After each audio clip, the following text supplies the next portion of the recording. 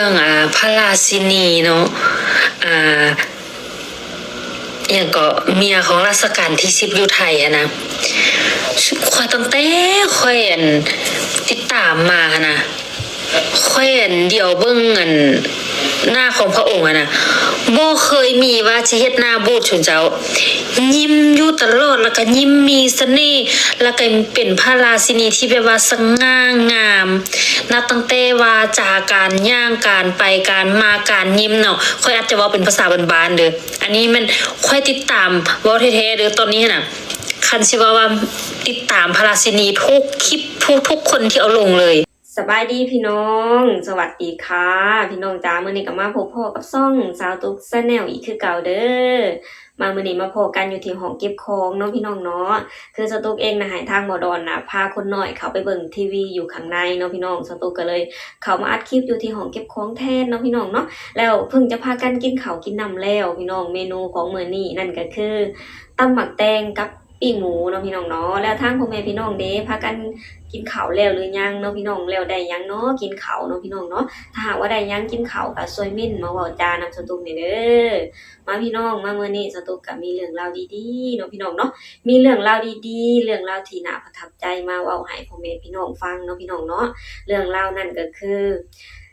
สตุกจะมาเว้าถึงองค์พระราชินีแห่งประเทศไทยเนาะพี่น้องเนาะคือสตุกเองน่ะเป็นคนหนึ่งพี่น้องที่รักแล้วก็เทิดทูนในองค์พระราชินีเนาะพี่น้องเนาะคือแบบว่าในความรู้สึกของสตุกน่ะพี่น้องคือแบบว่าทางพระองค์น่ะเป็นผู้หญิงที่แบบว่าสวยแล้วก็แบบว่าทั้งสวยทั้งเก่งแบบว่าเพียบพร้อมไปซะทุกอย่างเนาะพี่น้องเนาะสตุกน่ะเป็นคนหนึ่งที่รักแล้วก็ชื่นชอบในพระองค์เนาะพี่น้องเนาะคือแบบว่าตั้งแต่ถ้าอันข่าวที่พระองค์น่ะได้มาเป็นราชินีปีแรกเนาะพี่น้องเนาะสตุกรู้สึกว่าพระองค์น่ะเป็นผู้หญิงที่สวยแล้วก็แบบว่ามีน้ำใจเนาะพี่น้องเนาะแบบว่าสตุกน่ะชื่นชอบพี่น้องชื่นชอบในพระองค์เนาะพี่น้องเนาะแล้วมาสตุกน่ะมาเห็นคลิปหนึ่งเนาะพี่น้องเนาะที่ทางคนลาวน่ะได้โพสต์ลงเนาะว่าทางเพิ่นก็แบบว่ามักแล้วก็เทิดทูนในองค์พระราชินีแห่งประเทศไทยเนาะพี่น้องเนาะพอสตุกเห็นคลิปนี้แล้วน่ะสตุกฟังแล้วสตุกรู้สึกแบบว่าดีใจพี่น้องดีใจที่ทางคนลาวน่ะมีความคิดที่คือกันกับสตุกเนาะพี่น้องที่แบบว่าเพิ่นมักแล้วก็เทิดทูนแล้วก็รักในองค์พระราชินีแห่งประเทศไทยเนาะพี่น้องเนาะแบบว่าสตุกเห็นแล้วสตุกดีใจเนาะพี่น้องไปพี่น้องเดี๋ยวเราไปชมคลิปนี้ไปนำกันเลยเด้อเรื่องพระราชินีเนาะอย่างก็เมียของรัชกาลที่10อยู่ไทยนะค่อยตั้งแต่ค่อยติดตามมานะค่อยเดี๋ยวเบิ่งหน้าของพระองค์นะบ่เคยมีว่าสิเฮ็ดหน้าบูดชนเจ้ายิ้มอยู่ตลอดแล้วก็ยิ้มมีเสน่ห์แล้วก็เป็นพระราชินีที่แบบว่าสง่างาม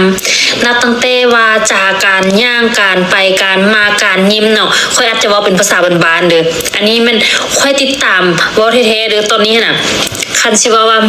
ติดตามพระราชินีทุกคลิปทุกคนที่เอาลงเลยแล้วก็มักแฮงเบิ่งแล้วก็ยิ้มเบิ่งแล้วก็สมควรแล้วก็คู่ควรแล้วก็เหมาะสมเป็นแม่ของแผ่นดินแฮงเก่งงามวางตัวดีแบบครบครบเครื่องนะแบบแห้งค่อยมาเห็นรูปนี้นะสุเจ้าแห้งค่อยมาเห็นรูปนี้นะแบบค่อยเบิ่งแล้วแบบค่อยยิ้มค่อยปลื้มใจนะ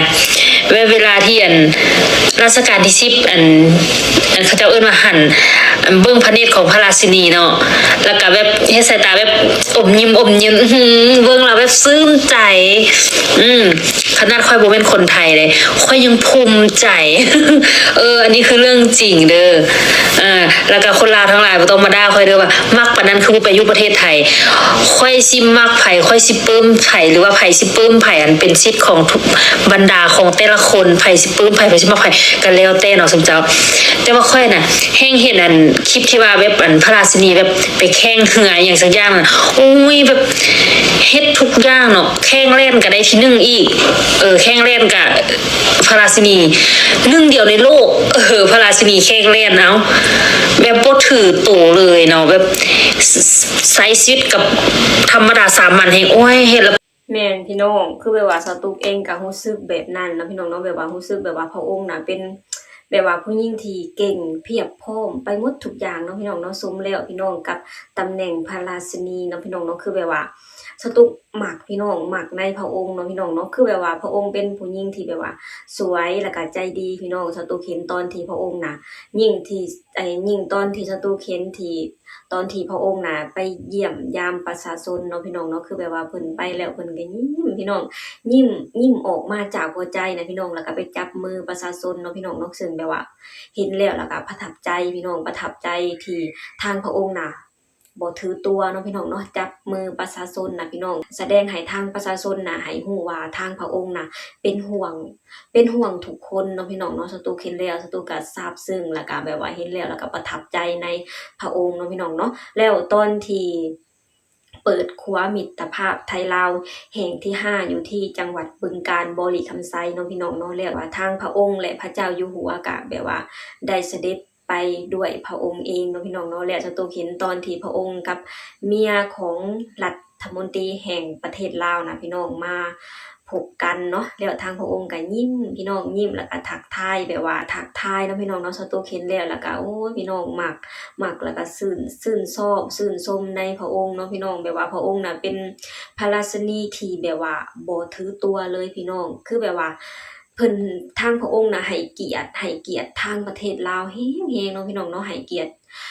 แบบว่าแสดงให้เห็นว่าทางพระองค์น่ะทางพระองค์และทางพระเจ้าอยู่หัวน่ะให้ความสำคัญ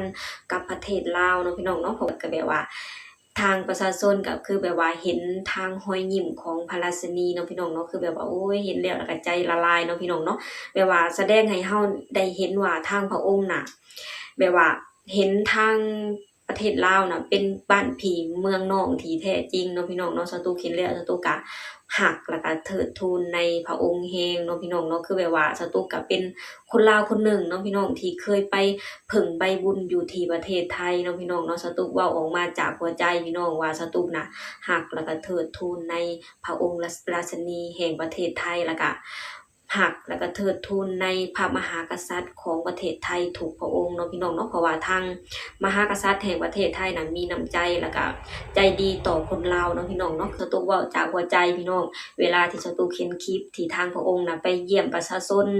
ไปพบปะกับประชาชนเนาะพี่น้องเนาะสตุกเห็นแล้วสตุกรู้สึกแบบว่ารู้สึกดีแล้วก็รู้สึกแบบว่าทางประเทศไทยน่ะเป็นประเทศที่โชคดีเนาะพี่น้องที่มีทางพระราชินีแล้วก็มีทางพระเจ้าอยู่หัวแล้วก็มีทางกษัตริย์ทุกพระองค์น่ะที่แบบว่ารักแล้วก็เป็นห่วงทางประชาชนอยู่ตลอดเวลาเนาะพี่น้องเนาะสตุกก็แบบว่ารู้สึกแบบว่าขอบคุณพี่น้องขอบคุณที่ทางประเทศไทยน่ะได้เปิดโอกาสให้คนลาวได้ไปสัมผัสความมีเมตตาแล้วก็ความใจดีของคนไทยเนาะสตุกเว้าออกมาจากหัวใจเด้อพี่น้องสตุกบ่ได้อวยหรือว่าจั่งใดเนาะพี่น้องเนาะสตุกเว้าออกมาจากหัวใจจากคนลาวที่เคยได้ไปผึ่งใบบุญอยู่ที่ประเทศไทยเนาะพี่น้องเนาะโอเคพี่น้องสำหรับคลิปนี้สตุกเองก็จะขอจบลงเท่านี้ก่อนเด้อฝากให้พี่น้องช่วยกดไลค์กดแชร์กดติดตามให้ช่องสาวตุก Channel หน่อยเด้อสบายดีสวัสดีค่ะ